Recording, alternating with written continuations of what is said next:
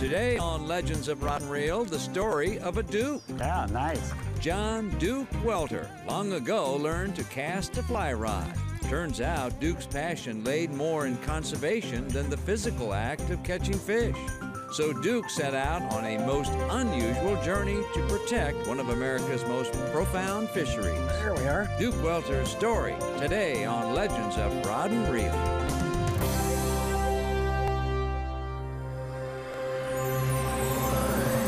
All who seek fish are not created equal. Some anglers who ply the waters possess a passion unbridled, with catching skills unmatched. With all fish, they see eye to eye. They are the Legends of Rod and Reel. Tucked away in Wisconsin's Vernon County, life rolls along at a slow and steady pace.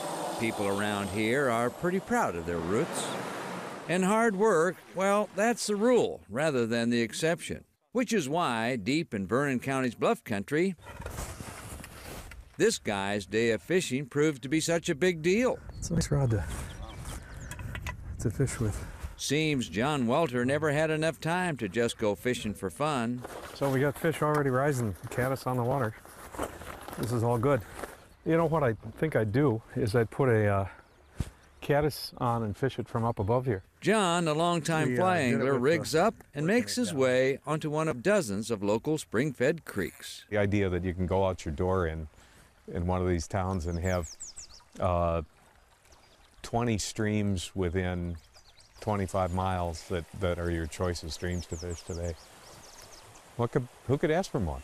Think of Welter as a trout world's sweet talker. Come on, sweetheart. A trout bum who never travels light. Well, I try to get by with a basic fly selection, but how you define that is changing, and I think I could probably get by with 2 boxes, but then that'd take a lot of coordination. We can just work around the bend. On this day, John fishes alongside an old friend, Jeff Hastings, a lifelong local in these parts. Okay, well, let's do that. Let's do it. I'm not a fast driver, but whenever it goes to getting out to that fishing hole, I have a tendency to kind of, I don't really relax till I get into the water kind of thing, so. There he is. He's on the board.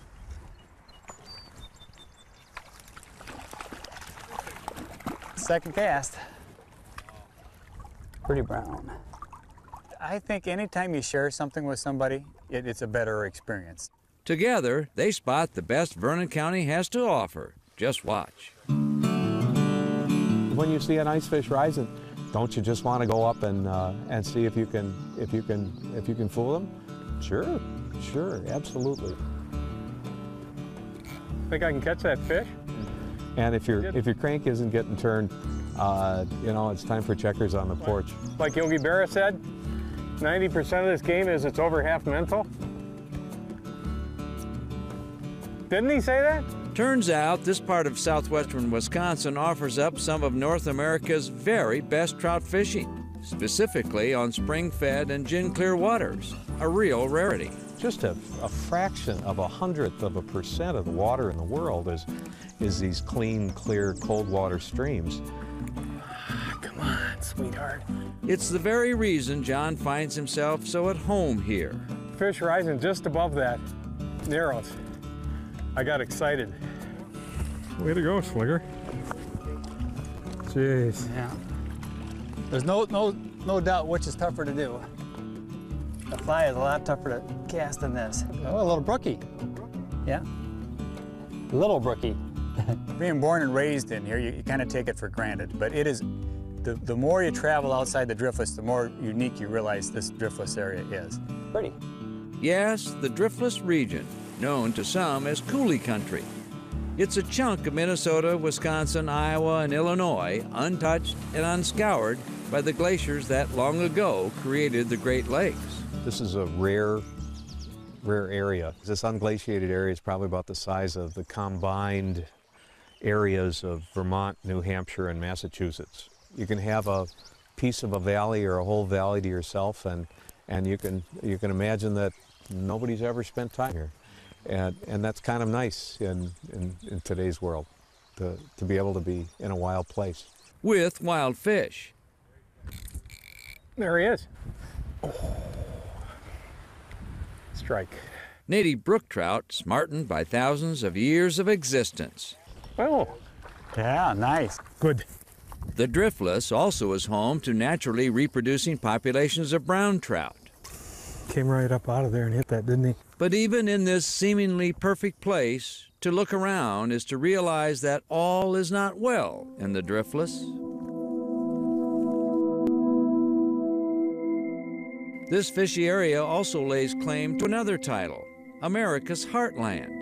It's no secret, heavy agricultural practices continually impact the Driftless region. The stress on the land's been eaten away at the trout fishery for more than a century.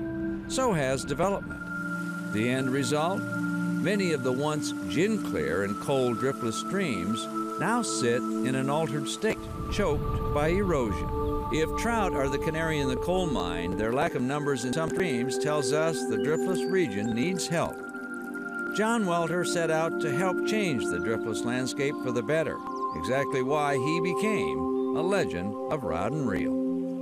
Duke Welter's tossed a fly rod longer than a lot of anglers have even been alive. Key to all this is understand your limitations. Even he admits he doesn't always get it exactly right. And have a goal of 0 fly attrition. John Welter, the ever-optimistic trout angler, long ago earned quite the It's nickname. kind of like what my golfing career was like, too.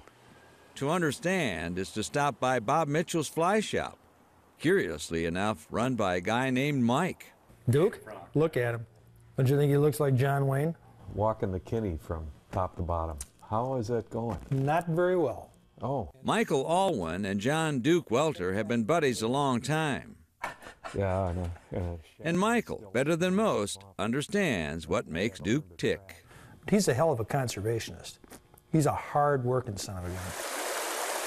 And Duke gets credit for recognizing the need to protect the Midwest Driftless region. More than 24,000 square miles of steep bluffs and spring-fed streams. That whole concept of the driftless area, targeting a lot of money and a lot of interest in that area, that was all Duke's doing. It's a great idea. I think policy making for citizens to be involved in is real important. That they ought to have a voice and they ought to be willing to speak up and they can have an impact. The still pictures tell the story. He's just involved in so many aspects of the project, it would really surprise you. I mean, I could say he works in the workshops, he's on the steering committee, he was instrumental in the project. I mean, he's a motivator. So why Duke? Well, to understand is to go back in time to a different stage of Duke Welter's life. Back in the 50s, young John Welter grew up a regular Wisconsin kid, always on the move and out of doors. His younger brother Joe always at his side. Duke's first hunting and fishing adventures began with his grandfather, John Hillman. I started fishing as a little boy with my grandpa on the lake that I grew up on in Washburn County, at Shell Lake. And I knew he was a trout fisherman, but that was a kind of an arcane science. He died before he had a chance to teach me that kind of fishing. And so I learned to fish on small streams in that area after he died. After college graduation and entering the professional world as an attorney, Duke always seemed to be dreaming of wild places. Even his honeymoon took Duke and his wife to faraway places. As he enjoyed the outdoors, Duke always felt some inherent need to give something back. He remembers a single fishing trip that changed him forever. A friend of mine that knew I fished took me fishing on some new water a couple of times, and then he said, "Hey, you want to come out and work on a project tonight?" And I thought, well, sure. And so we went out and we worked on a little stream smaller than this. What Duke saw? A bunch of older gentlemen struggling to pass boulders hand to hand, from a farmer's rock pile down to a canoe in the stream.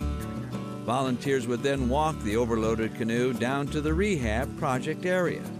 And I thought, you know, this has its value, but there ought to be a better way to do this. Duke essentially brainstormed a better mousetrap when it came to stream restoration. Not just the physical work, but the planning as well. Fundraising and organizing and figuring out what to do on a stream. and have them be the planners and get the football team and the girls soccer team to do the heavy lifting. And Duke was involved with getting Wisconsin DNR and Minnesota DNR and Iowa and Illinois all together and saying, this is how you do a stream. The folks at Trout Unlimited took note, first electing Duke to a position with a local chapter. And then he just kind of very cleverly kind of took over that National TU Council. It was an astounding piece of politic, and I mean that in the very best sense.